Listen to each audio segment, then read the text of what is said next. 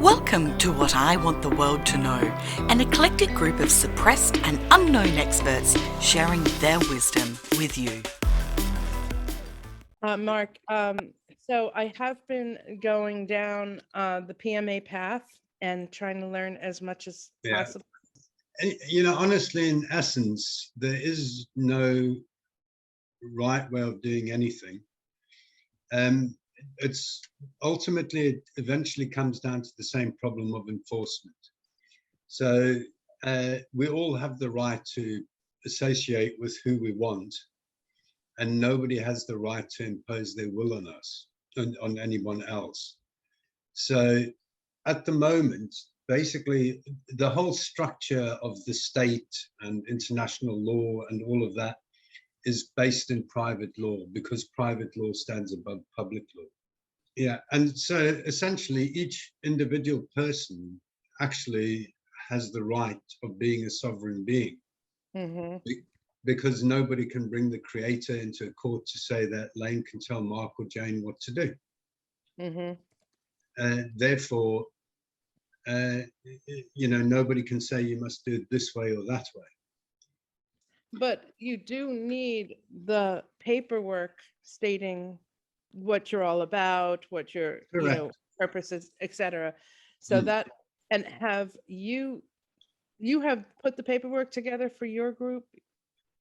Well, it's out for discussion, because basically you can set it up whichever way you like, because what happens is the members of the group that are forming the group or the association, they themselves are deciding what are the rules of that new group. So it's no different, for instance, from a sports club or a knitting club or a you know, any club, or even for that matter, if you're setting up a business, you create articles of association which establishes how people will interact with one another and what are the rules of that association. So it's entirely up to the members themselves how they want to structure themselves and interact with one another. And what you're doing there is creating a separate private jurisdiction by contract, where the people agree how they will interact with one another and how they will resolve dispute between one another, i.e. it sets the parameters for expectations from what other people expect from my behavior and what I expect from their behavior. So it just purely regulates the interactions that we have and how we will interact and how we will resolve dispute between ourselves. Yeah, so in essence, in the beginning of the document, what I'm saying is using self-evident laws of observations. We all have the ability to observe with our eyes, our ears, and, you know, taste and touch and all of this. And beyond survival, because the survival instinct is something which comes from the creator or creation or whatever you want to call it. Beyond that, then we apply logic and reason. And so logic and reason dictates the ground rules. And these ground rules, what we're saying is, if we agree the ground rules, how we will interact, that creates a contract and that binds us. And so the ground rules need to be simple enough for everybody to understand.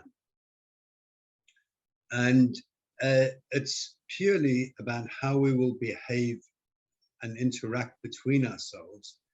And when somebody doesn't behave in the expected manner, how the association will resolve disputes.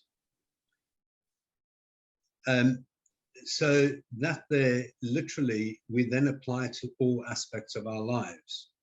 So if we want to set up, for instance, a school group between ourselves, that's got nothing to do with the governance. That school group, what we undertake is, when we set it up, we will behave in the same manner towards one another for this specific task. And so at the moment, a lot of the community assemblies are actually task orientated and are not addressing the issue of governance. How will we interact? And so that's what I'm trying to address here, to separate the two out. And I take that on board. Now, do you need to file documents with any organization to say this is what we are and we're operating in the private? Well, with whom, and does it really matter? They have no authority over us anyway. Therefore, they can't tell us what to do. And yes, I suppose you can register it with, you know, the Vatican and the United Nations and the local governments and blah, blah, blah. But at the end of the day, it comes down to enforcement. It's not going to stop them trying to enforce their will. The only way that will stop is once we reach sufficient numbers. What I've tried to do is come up with a model that people anywhere in the world can follow. And it links into the same common foundation of the rule of law and resolving dispute. But we still have to face things like getting an EIN number or a tax ID number in order to open a bank account or even a PayPal account. Yeah. Yeah, go ahead. So basically there's this guy called Carl who sort of believes he can interface into the existing. We need to interface with the existing, I absolutely agree. And so for that, at that side of it, so for instance, the peacekeepers themselves are a limited liability company and it has its own bank account. And this can be done in many ways, of which one way is actually private banking. Okay.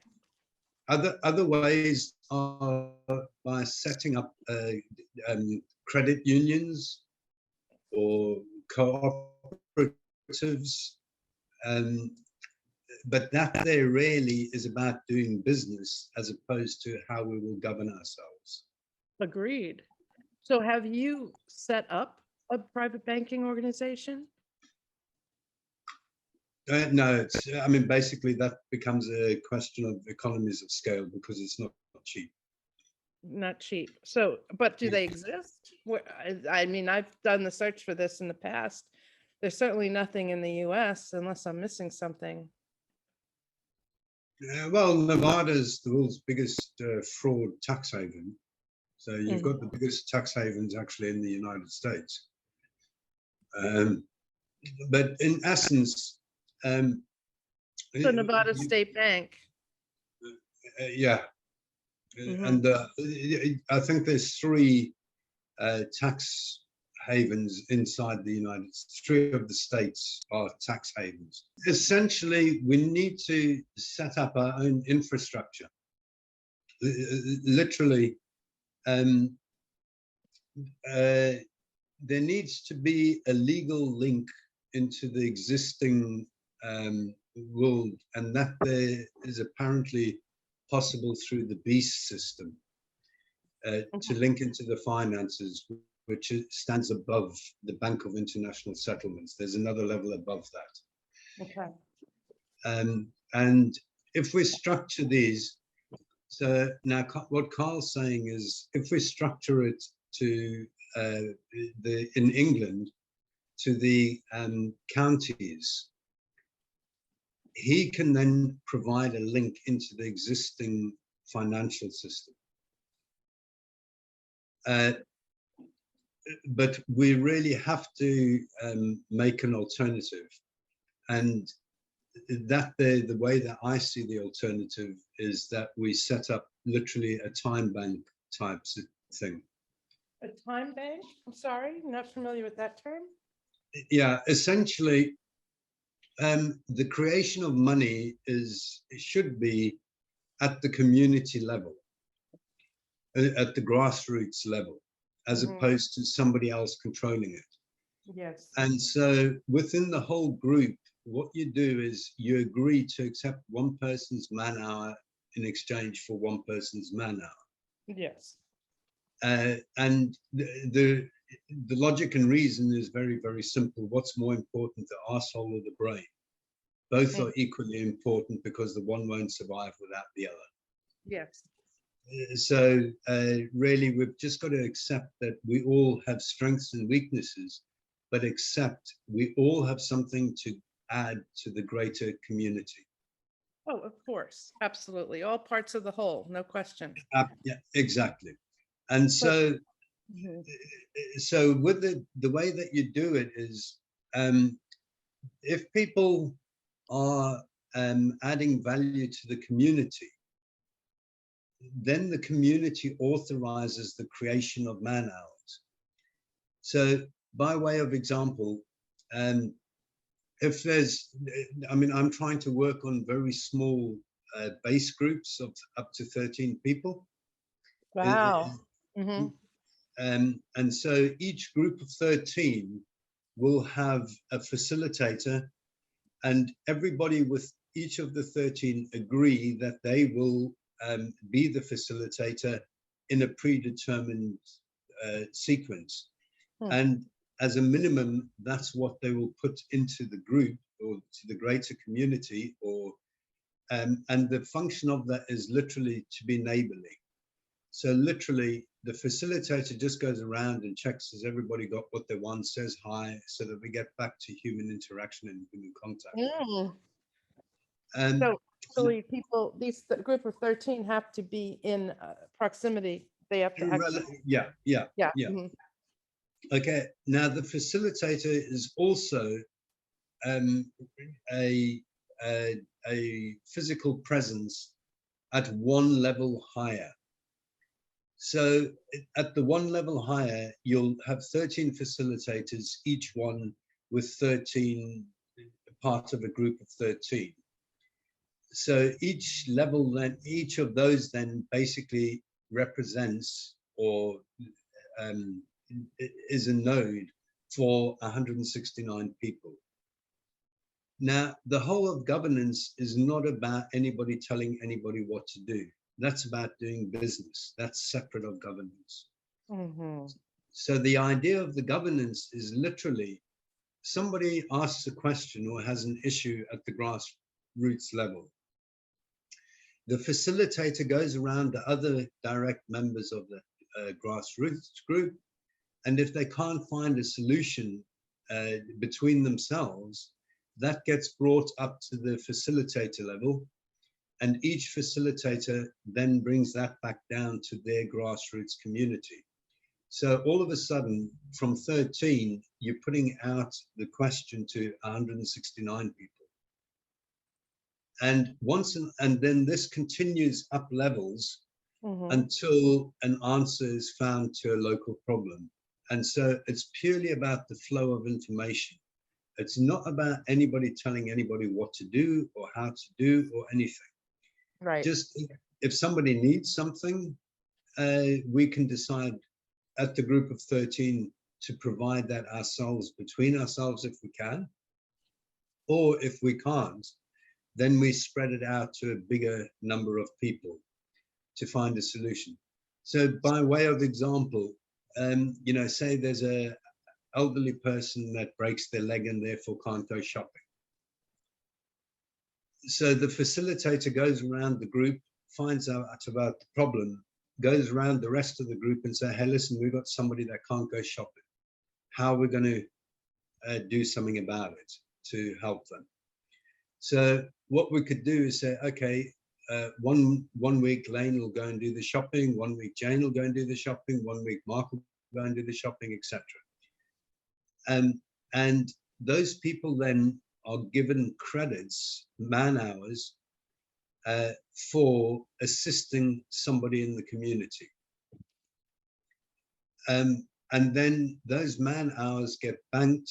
And so when you're younger, you can give to the community. And when you're older, then you can pay back the to the, for what you need.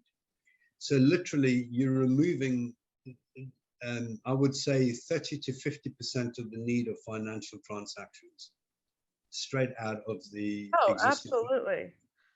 But you are talking about a future. I mean, maybe some groups have begun this already, which would be amazing.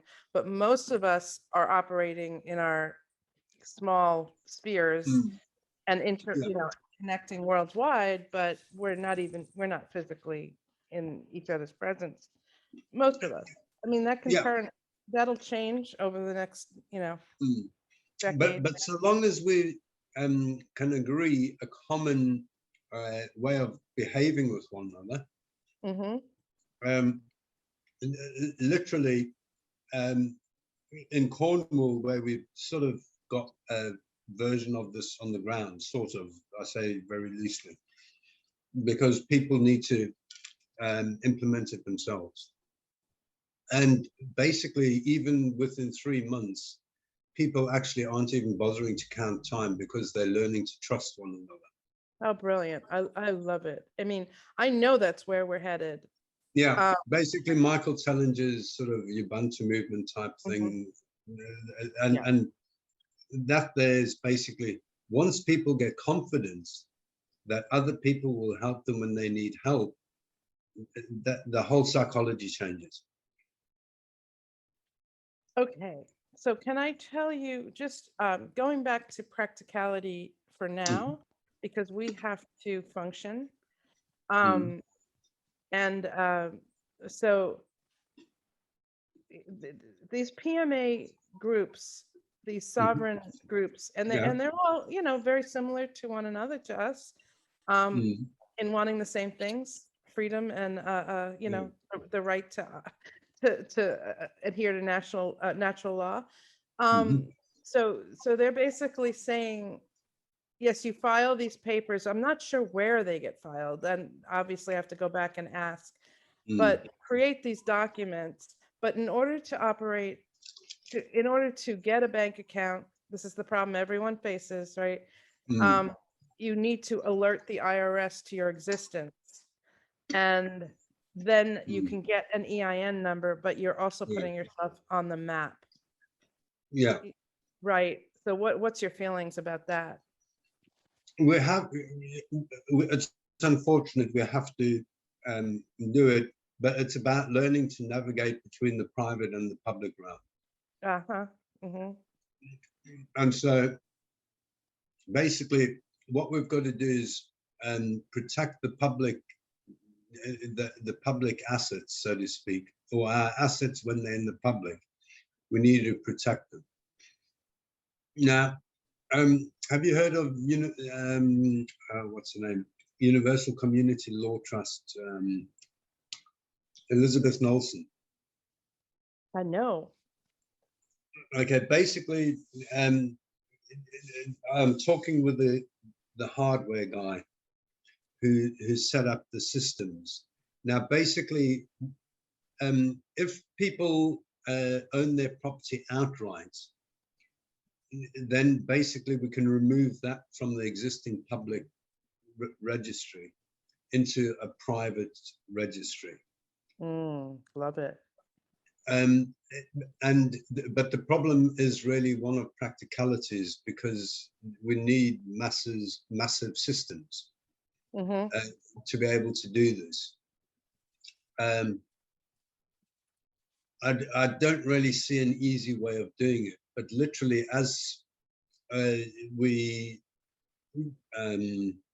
outright own, and I use the word outright own assets, in the term that nobody else has either an equitable or legal interest in it. So for instance, our house is not got a mortgage. We don't owe anybody anything. Therefore, that there itself is owned outright without anybody else having any claim to it.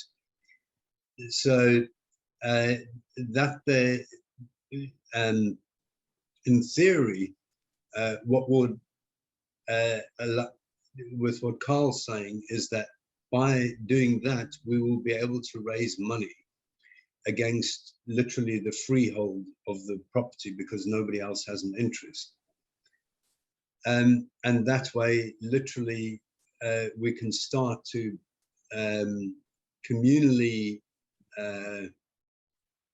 leverage the assets we have to remove debt from people. How does that work in practical sense? How do you do that in the private? Like, I know how you would do it in the public, which isn't good because you're just incurring more debt to pay the first debt, right? Yeah. So basically what you do is you would secure the property which is outright owned, and communally, or you communally fund so that the community buys out the public interest in properties. So for instance, if there's a mortgage on somebody's property, the community itself clubs together and pays off the mortgage, and then the community as a whole receives benefit instead of the money being filtered out to a private bank. You know, that the community has so it's basically self-funding, right? Where the people okay, so it's like, okay, it's almost like a private investment club, only the benefits are not monetary, they're going back to where, you know, you stipulate. Correct. So basically, for instance, what you could do is, if you have a mortgage on your property, what you can say is, right, community, you guys buy it out. I have the right to live in it while I'm alive. And when I die, it goes to the community for the community to decide what they want to do with it. Also, people are looking for basically unclaimed land and looking at getting what's called adverse possession. But really the main thing is, once people get confidence that other community members are going to help them out when they're in need, then all of a sudden people will start to lose the fear. Then you can take on directly the fact that banks never make a loan and it's all fraud. And, you know, but that there takes a critical mass. And for that, really, we need the rule of law first. I mean, I'm not of this belief that there's 300 people ruling the world and stuff like that. It just is not possible. It's not human nature. It doesn't work like that. And who is pulling the strings? I think there are different people pulling different strings. It's not just a single, you know, little group of people. I mean, I've worked long enough that you can't get 10 directors in a company even to pull in one direction. You know, you're always going to have somebody with their personal interest. And equally, you know, if you've got the Rothschilds, there's no way all the Rothschilds are in agreement with, you know, the Great Reset, for instance. But you know, definitely there's coordination, but Adam Smith really, his invisible hand, self-interest, is still what prevails. You can see, for instance, with Bill Gates in India, they've actually bringing criminal cases against Bill Gates. And you know, that's over 1 billion people saying, no, Bill Gates, you don't tell us what to do. Even though the government itself is very controlled by the New World Order, and the judiciary in India actually seems to be relatively independent. So I'm told that if you do the PMA, especially as a faith-based organization, which indeed we are, of course, the faith being in our sovereign selves and connection to the divine, belief in natural foods and holistic state of self-care, etc.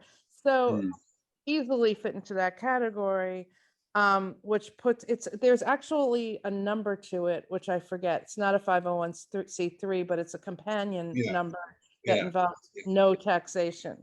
no taxation. I mean, that's what, right now, in practical terms, that's what I'm after, to go into that no taxation group. I mean, basically, you can run a business with no profit. You can just run it at a loss. And this is why what I was saying, it comes down to enforcement. Exactly.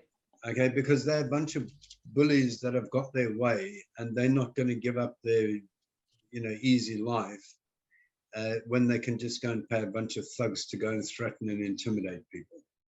Basically, with the peacekeepers, it runs at a loss, and people can donate into the bank accounts. Mm-hmm. So it's, quite simply, the peacekeepers file. File. Yeah. Mm-hmm. And at the end of the day, it makes a loss, will always make a loss. It's never been designed for profit. So literally, it's just a mechanism whereby we can have a bank account and bridge the gap between the private and the public. So it allows me to pay for the website and, all that sort of stuff. Okay. All right. Gotcha. So LLC at a loss. Yeah. Mm-hmm. Literally, it's just making a loss. It's not designed to make a profit. I mean, okay. You can get loads of different structures. Certainly, I mean, in England, they've got what are called community interest companies. You can set up trusts as well, which allows you to get a bank account. But at the end of the day, really, it's about, it will always come down to enforcement. Once we start impacting them more and more, then obviously they just become more and more extreme in their behavior. And this is why you can actually see we're being very, very successful, because they really are getting more and more desperate in what they're doing. So it's inevitable the existing system will implode. We're not going to stop that. Yes, it is.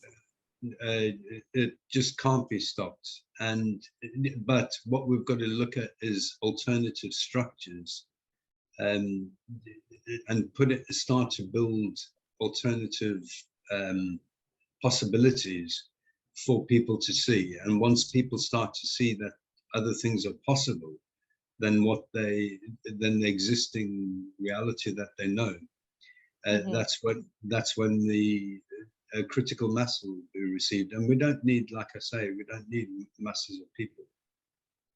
So, okay. Yeah. No, I hear you. I think what you're doing is amazing, and it's good. There's going to be a moment in time, and we're almost upon it, where we're going to tumble right into that system. It's just it's going to be like smooth and fast. No, I wouldn't say smooth, but it will be quick. It'll be quick. Yeah. No, it'll be quick. I did find out the name of that, the number of the organization. So it's a 508c1a in this country, which is a faith-based organization, nonprofit, tax exempt. Yeah. And so that's they'll have the same structures globally. I mean, they're all there. It's just a matter of finding out which one is, navigate into the local side. But again, what will happen is, I mean, you just need to look at how this developed over time. And literally, private banking really was, you're going back to the Venetian times. And then the real boom in banking, I suppose, really happened with the Knights Templar. Yeah. They set up their own private banking, and we will find suitable alternatives. I've started with the rule of law with the peacekeepers, because that's foundational as to how people will interact with one another. And once people learn how to interact with one another, that starts to build trust. Once you've got the trust, then people will start to join together. And but like I say, what I see is people are concentrating on projects as opposed to governance. And governance is quite simply the rule of law being how we will interact with one another and how we will resolve dispute between ourselves. Once people understand that and have faith in that, everything else flows by itself. People are just so ingenious. We'll find solutions to every single problem we have. There's no question about it. Oh my goodness, agreed. So when they stop getting killed off for being, ingenious. Yeah, but again, that there's about, we need to start protecting one another, and once we get confidence and faith between ourselves, yes, and that we're not out to screw one another over, and it's the whole paradigm shift that needs to occur. Brilliant. Yes. Well, do you see this happening very much? I see within, I'm looking at 2032, round about there, you will already have. So funny. Okay, I've heard that year over and over again. 2032. Well, that's because I've done cycle analysis, and I believe in cycles. And basically, have you heard of the Kali Yuga, the long year? Oh, hell yes. Age of Aquarius, all of this stuff. Did a show on the Kali Yugas a couple of weeks ago, and yes, but we're just barely into the Kali Yuga. Correct. We're on the cusp, and so we're familiar with the cusp on a yearly cycle of being 2 or 3 days. When you're talking about a 26,000 year, 26,000 year cycle, it's going to take a wee while. And then you've got multiple cycles. So for instance, the 310-year-ish political cycle, really, what you had was the US Declaration expressing we the people. And so we've gone through 300 years of sorting out what do we mean by we the people. So we've had to go through women's rights and black rights and gay rights and this rights and that rights. So now we're coming into the material manifestation of what was the thought, which was then expressed really following the Renaissance and into the US independence. We the people, now we actually putting this onto the ground. All the anomalies are being ironed out, and have been over the last 300 years. And Brilliant. Materialism takes much longer than thought to manifest. Materialism. Yeah. Well, when I say material, I mean the material realm takes longer to manifest than the spiritual and thought. That's right. So I think within 10 years the implosion will be very, very agreed. Much over. Yes. The devastation that it'll have caused, nobody really knows. I don't think anybody can really say. But again, the power of the mind, it's an incredible manifestation tool. And so, we just really don't know. There's so much fear and fear porn going around. So I reckon certainly within 10 years, the implosion will be through the worst, and we will see the foundations of heaven and earth. I think that we need to find a way to materialize our manifestations more quickly than 300-year cycles. No, agreed. Yeah. I just don't know how to do that. We will speed that up. That needs to happen. But I see what you're saying. It's such an incredibly important point, and it does take 10 to 20 years to implement a single practice. Yeah. I saw that very clearly with the health food movement. So back in the 50s, I don't want to, no, I'm not that old, but back in the 60s, 70s, people were still eating white bread and Yeah, flour and not understanding the mind-body connection.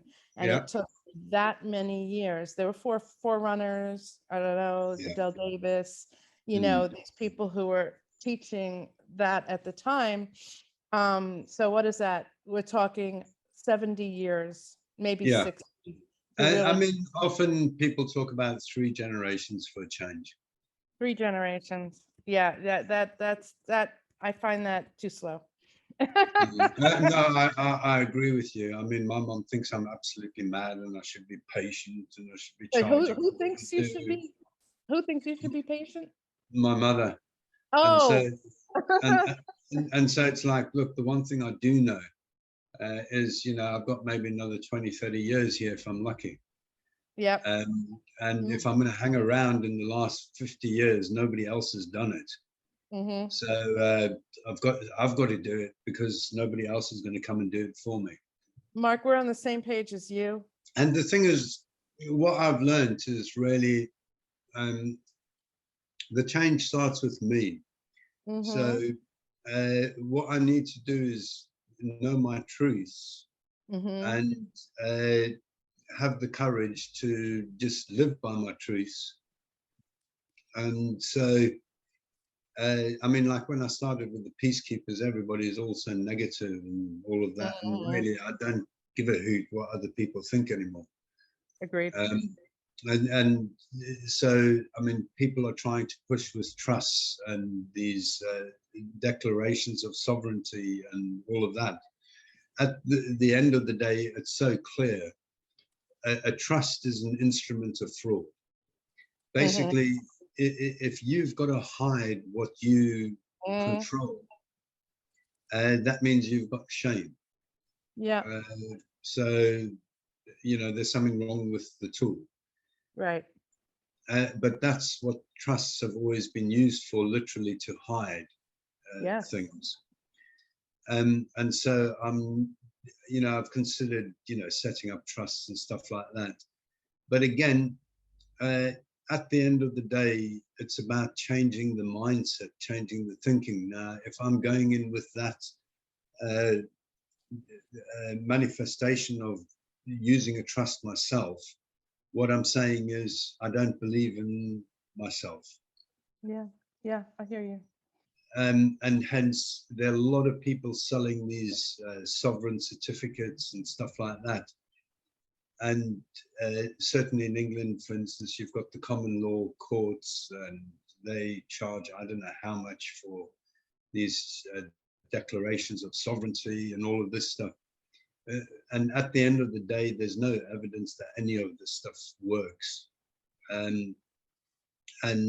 But people are selling people false hope. So, I'm pretty straight the way that I say it the way I see it. And when people get it, you see the aha moments come on. And I never could get a COVID fine, and the reason I couldn't get a COVID fine was because literally your whole aura changes when you know. It's the knowing. And when you walk into somebody that's trying to implement this COVID stuff, literally you suck away their mask and expose their fear, and hence it's as if you're invisible to them. So it's That's so brilliant. important. I love it. And it's so important we live by our truths, because that there is what will create the change. Agreed. We're on the same page. Yeah. I'm a little shocked, Mark, that I just pulled up sovereignty certificate. I've never heard of these, that they are selling these to recognize one's humanity. I can recognize that myself. I don't need somebody else to tell me. I need to pay you how much? 250 pounds to tell me I'm a human? Yeah. This is remarkable. I mean, what will they think? Absolutely unbelievable. Yeah. Unbelievable. Mm. What a pile of garbage. Okay, well, Yeah, that just made my morning. That's hilarious. yeah. Um, But this is what I'm saying. We individually know we're sovereign, yeah, of and course. we're all equal kings and queens. Therefore, Hmm, why on earth must I ask or tell anybody else? I'll tell you, I'm a sovereign, and I will live as a sovereign. that's right.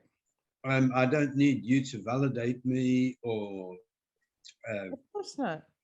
The you fact know, that they are validating invalidates the whole thing. correct. Because what you're saying is, I'm not a sovereign unless you declare me a sovereign. Right. And same, i.e., I'm still subject to somebody else. Mm-hmm. Mm-hmm. Mm-hmm. Brilliant. That's a brilliant scam. Yeah, So, no, it's horrific. so do you think, okay, so I just want to ask you, so do you think it's not a good idea to register as a PMA Yeah, 508c1? no.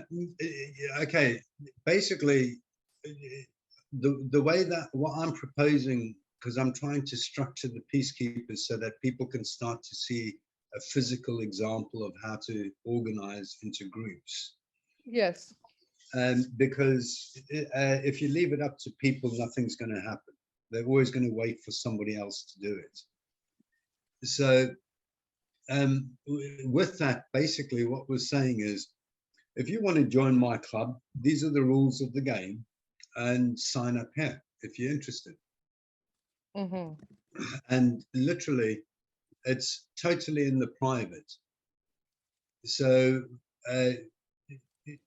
we create our own law, and we contract ourselves, we bind ourselves to that. My word is my bond. And so hence, literally, equity will not suffer a wrong without a remedy. Equity is how we feel right from wrong from the source, whatever that is. Mm-hmm. And that's what connects all of humanity. Whether you're in Australia, America, wherever, we all feel what is right and wrong through our conscience. Mm-hmm. And equity will not suffer a wrong without a remedy. So when I've wronged somebody, I must put it right. I need to fix what I've done. And so that's what it all simply boils down to. And that there really stems from a breach of the peace. We all have the right to follow our conscience, which dictates right from wrong, to explore this reality, so long as we don't knowingly cause another harm. Which it means we're all sovereign to do what we like, so long as we don't knowingly harm one another, which most people would call common law. So the question then is, okay, if we all agree to this simplicity, then and how we will resolve dispute, because we all have different social conditioned belief systems, and we will have good moods and bad moods and whatever. Sometimes we'll feel an injustice in that, but so long as we agree how we will resolve dispute between ourselves, that's all done in the private, by private contract. And what we're saying is the community association or private members club association, whatever you want to call it, they can impose their will upon me on certain conditions. Basically, if I don't do what I say, then I grant them the right to impose their will and pull me in line.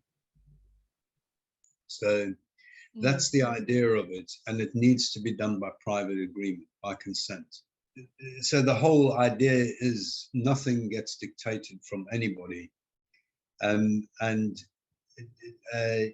at some point society must be able to impose its will on the individual, but that bar is set at super high with 80%. So it's not just a matter of the majority that vote on an issue or anything. You need to convince 80% of your fellow community members, and that, you're disruptive or not doing what you agreed to do. And then they can impose their will. But again, they can't impose their will to the point where they can take away your rights of survival, which is shelter, food, air, water. The fundamental concepts, people need to voluntarily agree to them. Yes. And that's how we associate with one another. And part of that agreement is, I'll help you out when you need help. And in return, I expect you to help me out when I need help. Mm-hmm. And that is what creates trust. Yes, it sure does. And then all of a sudden, the world changes. So basically, how can we help your group? Well, I'm basically, it's taken me a wee while to get around to put that document together in writing. I've always had sort of ideas and expressed certain ideas. So I'm putting it out to the peacekeepers now. And I want to literally, I mean, in essence, what we need to do is make a top level table, so to speak, where we have 13 people, and you do it on a global scale. So you have roughly 2 people per continent. And then under that, we put in a substructure of the existing psychology of people is physical country boundaries, but ultimately it will end up being equal number of people. So the physical boundaries need to, or will slowly disappear, and they will. And so start to put in a physical structure so that people can see it. So for instance, in the British Isles, I'll be putting out to 12 people, asking them if they agree with the principle, and each of them will take on 10 subgroups, and then start to populate the subgroups. But I need to speak to Dijon to see if we can actually get we need some sort of record keeping. And I'm not sure sort of how we practically going to do it, because at the end of the day, you know, we all can just form free associations, but it's about creating a free association where we know how it operates and how we can get hold of one another and who is a part of it and who isn't. So over the next, I guess, sort of 4 to 6 weeks, I want to try and get the basic structure into place in the UK, and put that out to, there's about 2,500 people on the Peacekeeper course. So put it out to all the people in the Peacekeeper course. So basically Jane, in effect, would be the Australia coordinator, so to speak. And you know, it can build up under there. So literally what you're doing is you're giving an oath or an undertaking to one another, and that's what binds us together. Beautiful. So it's the practicalities really that's trying to work through now. And the courts fit in there as well, because once you agree to the dispute resolution system, literally the idea is, if you know, you and I have a dispute, half of the jury comes from your grassroots community, half comes from my grassroots community. So literally our neighbors, we are judging one another locally, and that way we can put out what is locally acceptable behavior, or you know, things like that. It's all really to try and get as local as possible,